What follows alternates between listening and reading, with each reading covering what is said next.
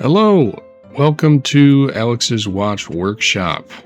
So, let's take a look here. We've got a pretty cool quartz Seiko from around 72 to 80.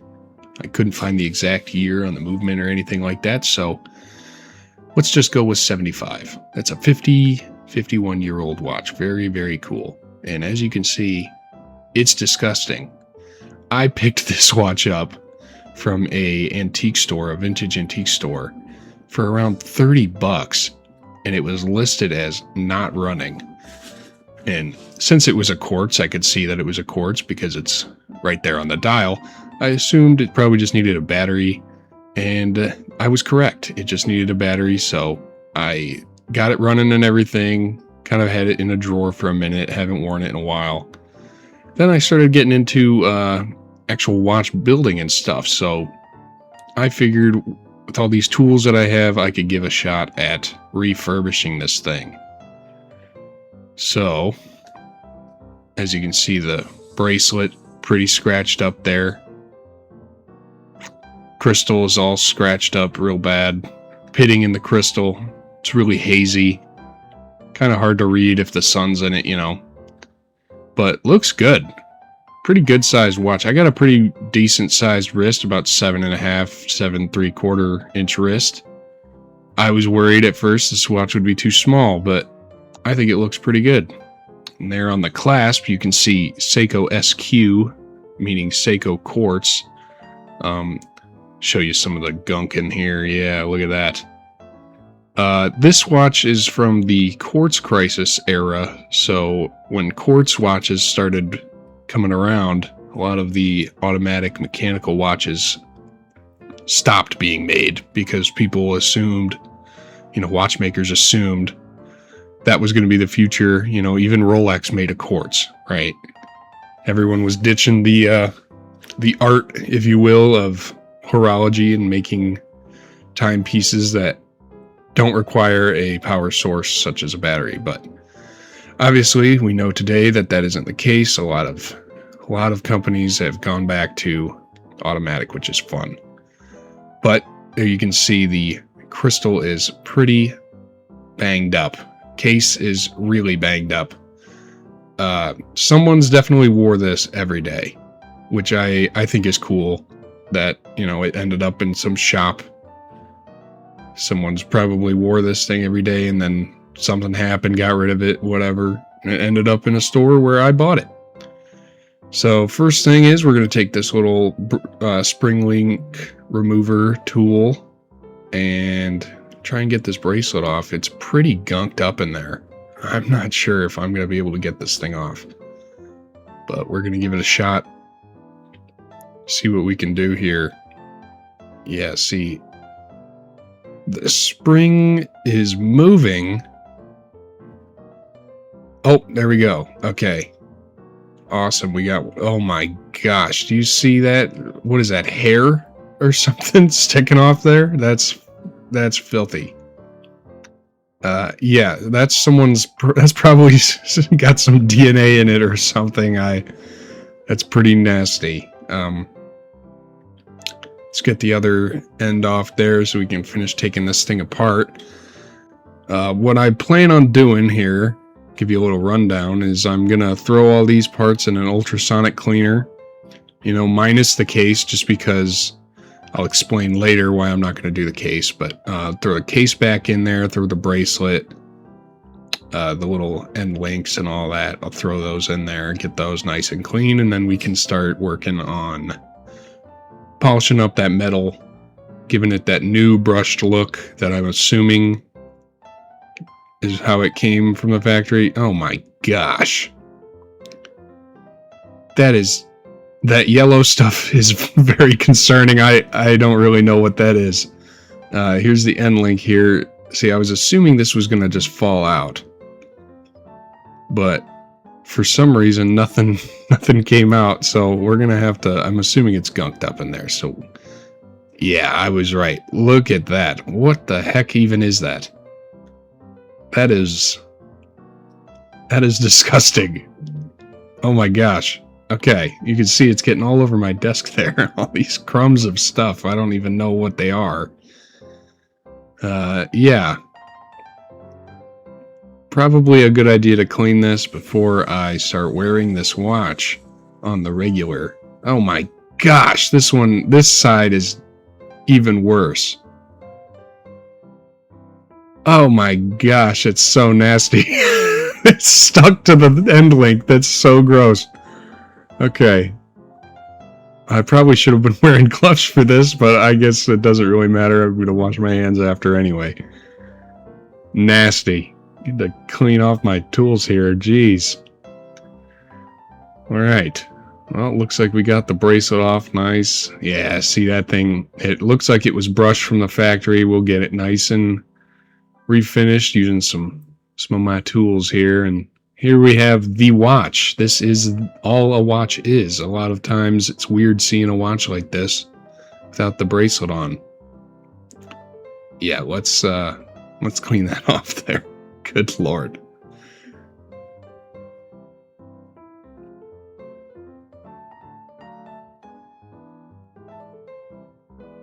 Okay, so this is a case back wrench.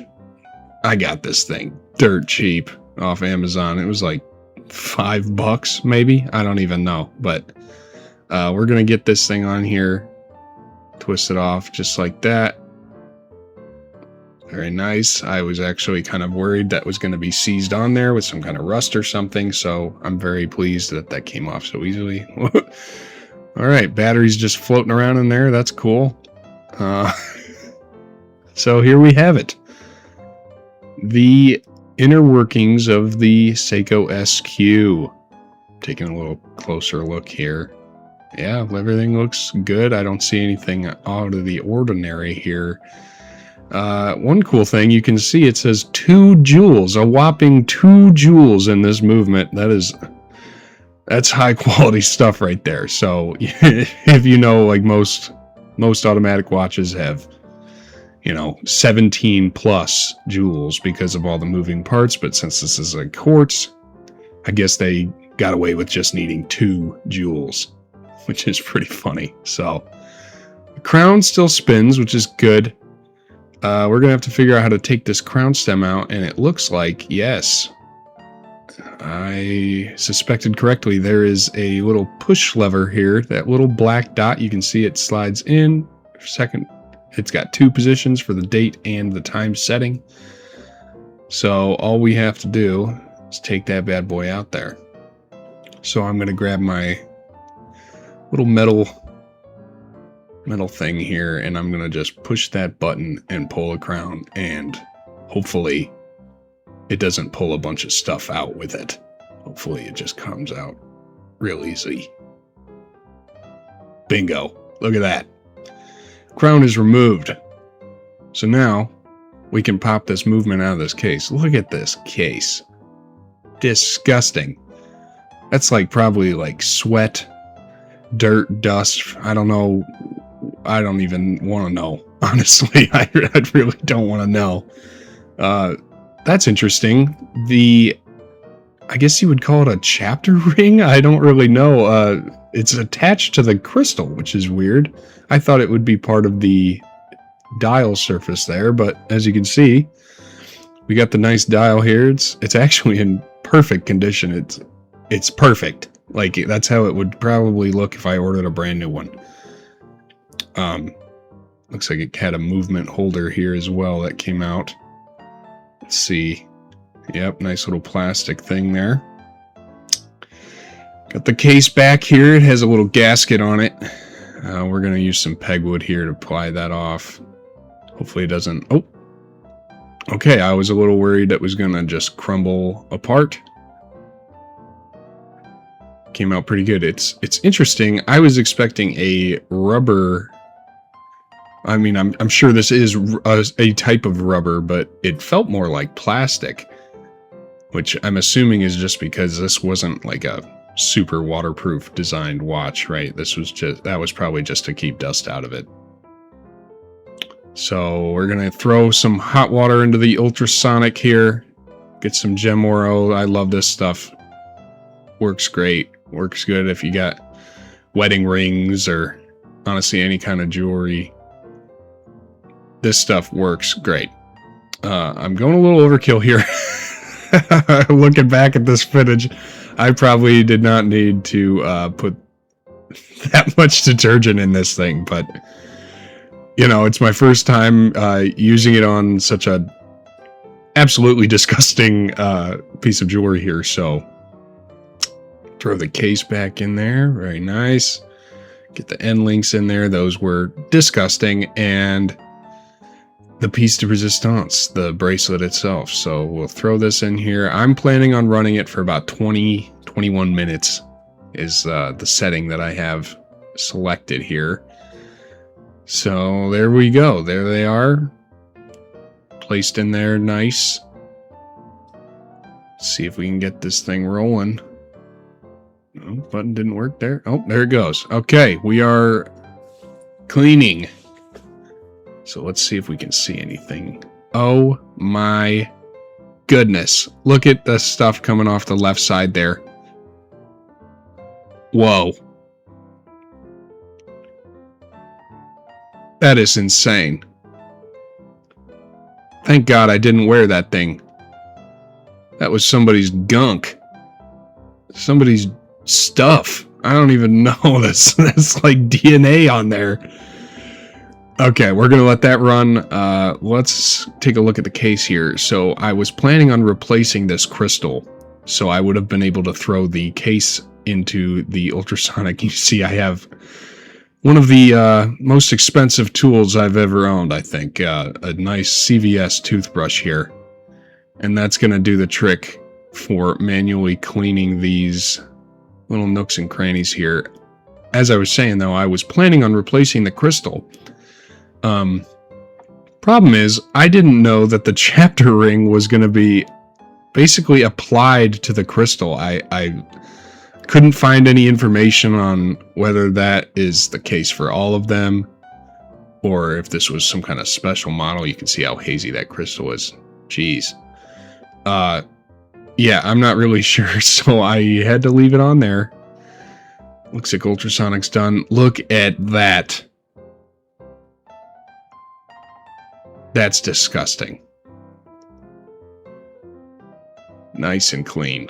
I'll get these rinsed off, get them dried off really good. I don't want any residue or nothing like that. Jeez. I'm gonna have to clean my machine after this. Wow. Okay, yeah.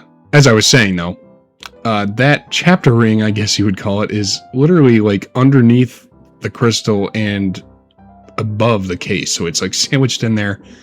I couldn't find any replacements for it in case I damaged it trying to get it out. I tried, but I couldn't figure it out.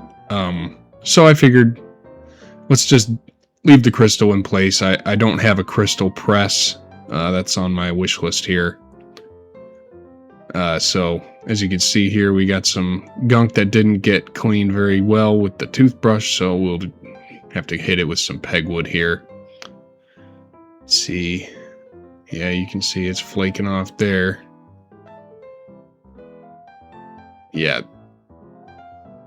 Honestly, even if the refurbishing doesn't come out that great on this watch, I'll just be happy to be able to wear it and it's not filthy, you know? I mean, there's dirt in every corner. There's a piece of dirt. It's pretty disgusting. Okay, so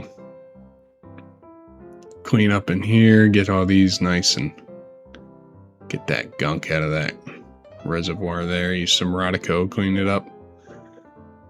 All right, so just a little bit more on there. Use some Rodico, get the rest of it out. Clean around the little gap there. I could see in the macro shots there was quite a bit. Alright, so the next step here, I'm gonna, as you can see, I'm working on the bracelet here. I've got some diamond polishing compound. I was a little hesitant at first to go super hard on it, so I wanted to just test it out with some lightweight stuff, and I saw some decent improvement there. It definitely could have been better. You can see this is that compound I'm talking about here. Used a little buffer wheel on my rotary tool here, and I wanted to get the little tip into the little crevices on everywhere so that there's an even polish. There isn't little spots in it that are still dull or anything like that. So just getting nice and polished up here, and you'll see later, I should have just started off with a heavier grit, perhaps even sandpaper or wet sanded or something, because this did work. It could have worked a lot better, I think. So here's me going at it again.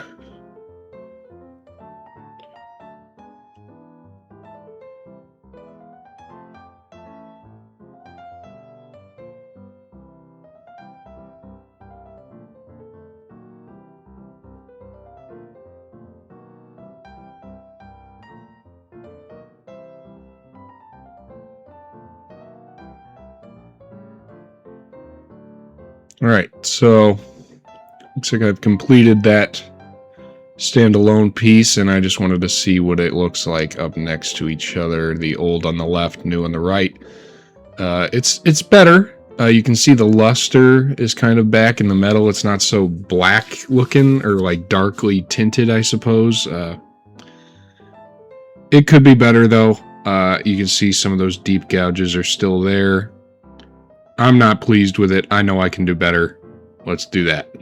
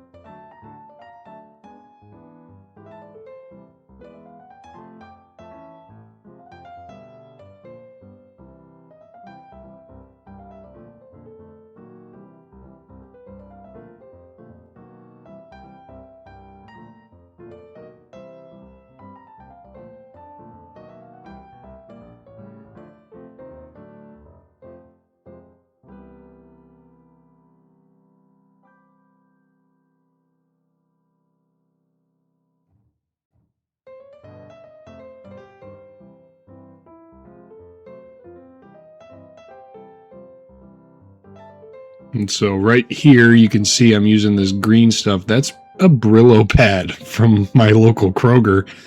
I was doing some researching, and I was trying to figure out the best way to make that brushed look on steel.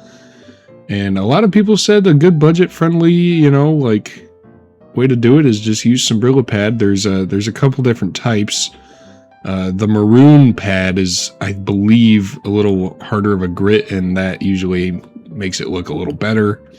But I had the green available to me at the time, and it seemed to work decently. You can see here I'm doing the innards of the clasp, getting those polished up because those had some pretty deep scratches too, and this is the big one.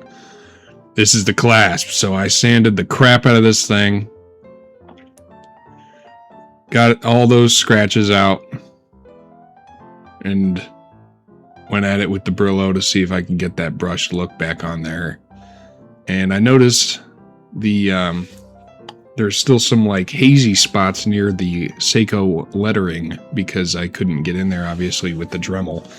So I had to spend some extra time kind of polishing that down just to get it to an acceptable point. It's not going to be perfect. I'm not a watch restorer, if you will, so I just do this for fun in my spare time in my spare room of my apartment. So definitely doing a little garage fix here, if you will.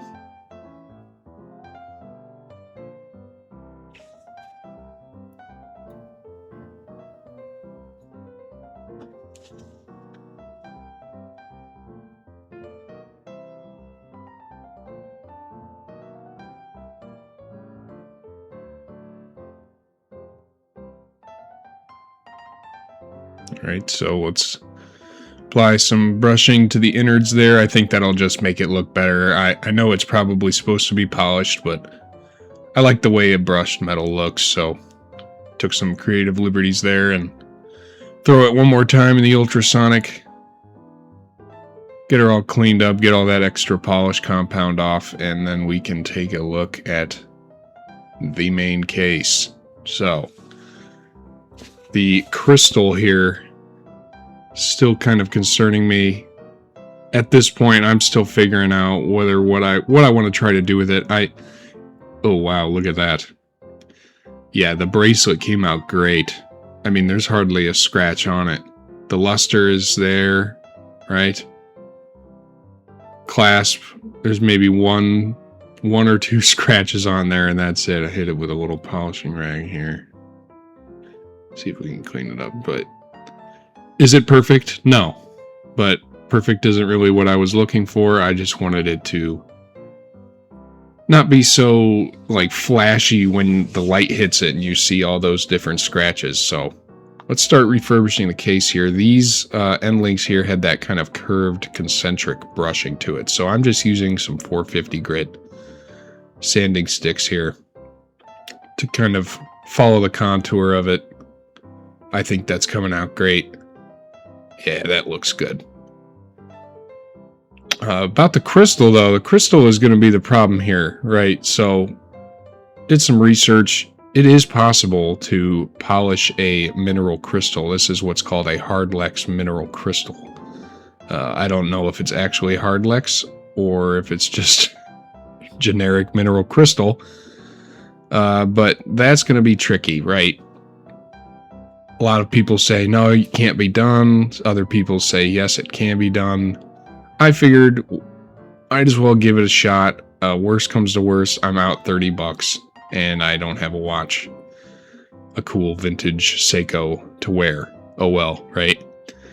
It's better than... I don't know. I'm kind of weird about the crystals on watches. I hate when they're like smudged up. I don't like when they're hard to read with scratches all over them. That's why most watches that I build, almost actually all watches I build, I use sapphire glass because I like the scratch resistant properties. But here you can see I have my lovely wife helping me hold the case steady while I apply some thermal tape because we are going to be using that rotary tool and I'd rather not repolish all the spots that I just brushed.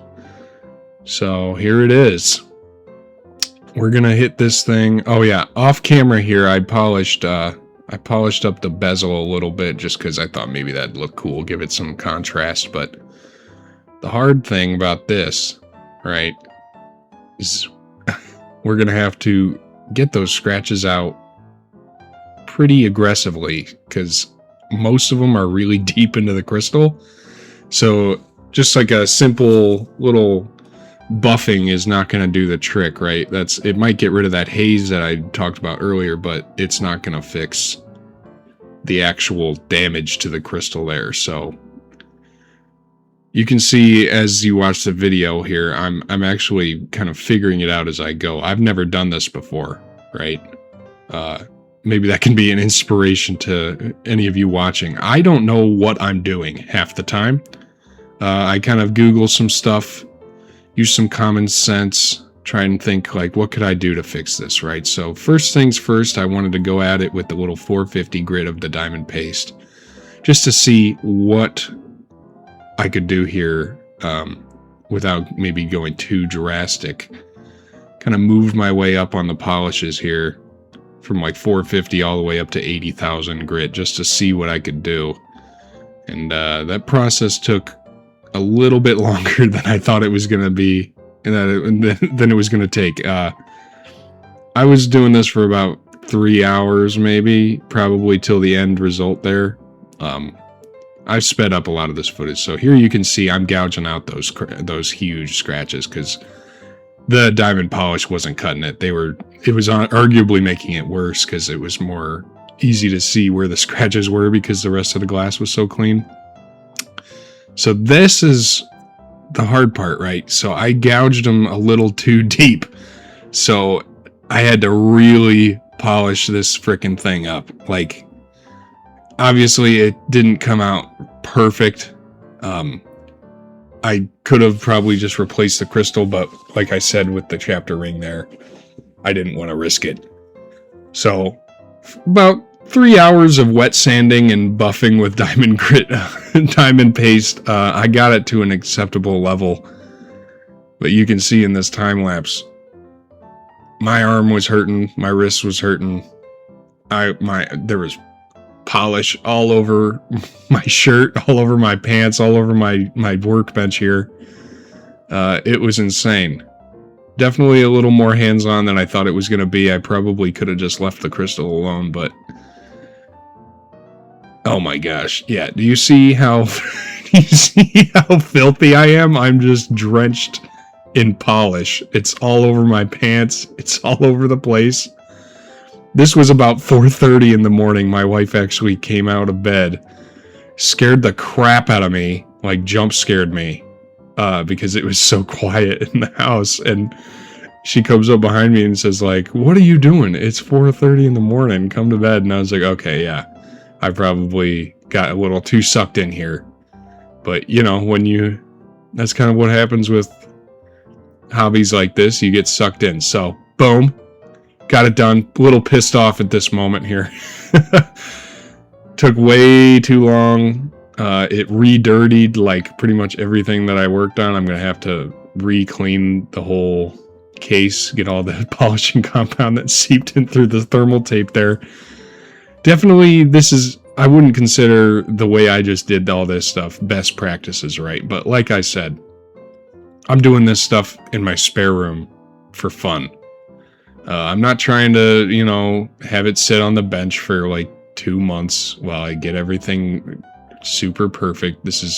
If this was somebody else's watch maybe that I was refurbishing for them, yeah, I would take more time with it, but this was something I bought for $30 and I just wanted to wear it. Thought it would be a cool little piece of history on my arm, you know. So here we have the crystal. It's still got some pitting on it. I'm still cleaning up the crystal here. There's some water spots on the inside, which is very annoying. I actually ended up deep cleaning it really hard off camera to get it really as perfect as I could get it. It's got oil and stuff from the paste and everything seeping in there, but I ended up getting it pretty clean. But this is what I have on footage, at least. The crystal, yeah, was the end of me. The crystal sucked. I definitely will not be purchasing watches that have weird quirks like a chapter ring attached to the crystal, because I just want to be able to replace the crystal and get a brand new one. That's so much easier than what I just did, right? So the case is looking all right. Definitely didn't come out as good as the bracelets did. The bracelets incredible. It looks almost new. I mean, the brushing came out great. The Brillo pad did its job. Everything looks awesome.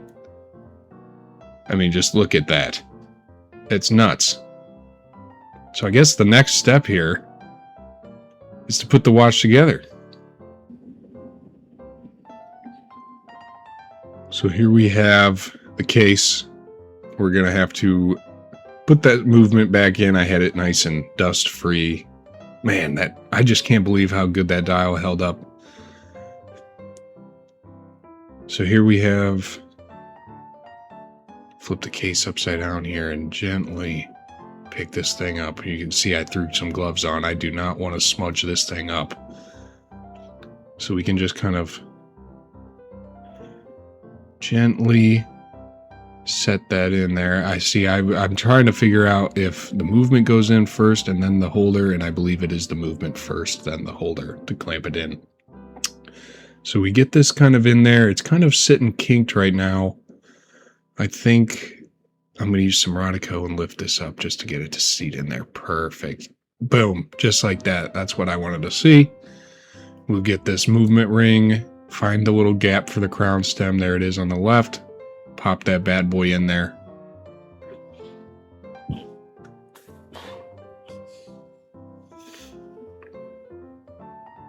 Nice. Yeah, that's seating in there very good. Get my gasket here. And the battery, of course. Need the battery. I'm going to need to re-lube this gasket. I don't think it's super important.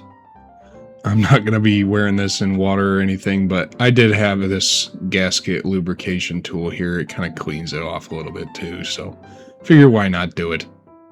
Couldn't hurt, right? It's good practice. Let's see. Pop this guy in here. It should just fit perfect. It is that weird plastic, like half plastic, half rubber type gasket. I've never worked with one of those before. I was honestly worried taking it out that it was just going to crumble apart, as I see most old vintage gaskets kind of just disintegrate over time, but this one held up pretty good, probably because it's half plastic or whatever. So pop that guy into the little ridges there. Yep. Looking good. The movement is seated, making sure everything is flush. There's no gaps. That's looking good to me. So let's see if we can get this stem in here. Oh, maybe twist it a little bit and get it to sit there. Yes, there it is. That is great. All right, now pop the battery in here. Interesting thing, the reason when I took that case off, the battery just flung out. The case back is what pushes that battery down onto that terminal there, which is weird, but I mean, I guess it works, right? Why add a battery clamp if the case back's just going to hold it down tight anyway? So let's go ahead and get this case back on here. Sometimes these can be a little tricky. I do like these screw back types, though, a lot better than like pop-off backs and all that stuff. It just makes it feel a little more secure. All right, let's get the wrench here. Make sure this has a nice tight fit. I mean, like, most of the reason for this is like it helps in waterproofness, but like I said, this is a 50-year-old watch. I'm not planning on swimming in this thing. Definitely not going to be doing that, so we'll just get it on there pretty snug, and I'll call it a day at that. And here we have it. And, uh-oh. It's not ticking. That's an issue. Let's see, maybe it's just caught on something here. Or maybe it's just glitching out. I'm not really sure here. Try setting the time and push it back in. And, well, shoot. Okay. Interesting. And I'll tap it or something. And okay, weird. Now it's working. I'm not really sure what I did. I just moved it off camera there to wipe it on my sweatshirt, get some of the gunk off the crystal, but now it's working great. Okay, so we'll just leave that. I don't want to mess with that no more. That looks like it's working good. Not sure why it wasn't really ticking away right at first there, but you know what? I'm going to take it. So let's get this thing into my little watch holder here just to give it some more weight so it doesn't slide around on my desk while I'm trying to put this bracelet back in here. Sometimes I struggle putting bracelets back on. I'm not really sure why it's so hard for me. I've been getting better at it, you know, but it's still, sometimes it is a little tricky. Sometimes I have the wife help me out with her smaller hands, you know, but here it is. 1970s Seiko SQ. Give the glass a little polish. I might have put my little fingerprints on it. And look at this thing, huh? Not bad for like a day and a half worth of work. $30. How about that? Crystals still obviously got some little imperfections, little pitting here and there, but the haze is gone. The deep scratches are gone. When you can really only see the imperfections in the crystal right there when you get a perfect reflection of like a light source. But as you can see there, which is how most of the time it's going to look on the wrist, it looks perfect. Like, I'll tell you what, I've been wearing this watch and I don't even really notice any imperfections on it or anything like that. So this thing came out great. I'm just super happy with the bracelet, right? The bracelet was probably the worst part other than the crystal there. But man, that bracelet came out good. I really did a good job there. Not to pat myself on the back here, but the case could be better, right? I might come back later, pick up some new techniques and give it another try. But for just kind of winging it, I've never done this before. I've never purchased a watch. As you can see, dang, this was the before. And just look how messed up it was, huh? Man, it looks so much better. I mean, it was filthy, scratches all over it. It was nuts. And I'm so pleased with how it came out. I've been wearing it non-stop. Since I'm actually wearing it right now, editing this video. I'm so happy with it. And, you know, quartz watches aren't really my thing. But for 30 bucks, I couldn't pass this thing up. Knowing that I could give it a new lease on life, right? So, look at that bracelet. It's all about the bracelet here, folks. Bracelet came out great. Oh, yeah. Look at that thing. Just wicked. Just wicked. So, we have a success here. I'd say about a 90% success. The case definitely could have came out better. Like I said, I might revisit and use some new techniques to get it looking good. But man, this thing is cool, huh? Man, I'm just loving the look of this thing. I don't really have any watches that aren't circular, so this was a pretty cool find. Caught my eye in the shop, you know. I do have some watches I have coming from eBay that I've bid on. One of them is a vintage Bulova military ordnance watch. So World War II, probably, I believe the reference number said it was built between 1942 and 45. So that's going to be pretty sweet. I mean, talk about history, right? That doesn't get much cooler than that. And the other one is a Romer pointer date from the 50s, early 50s. Those are manual wind watches, so they will be a little more intensive. The listings say they are not working, so hopefully we can take those apart, get them running, and actually work on a movement this time, which will be cool. I'm not sure what I'm going to do about the chrome plating cases, but maybe I'll get into electroplating, who knows. But thank you for spending the better part of an hour with me. Hopefully stick around for future videos. Thanks for your support. Take care.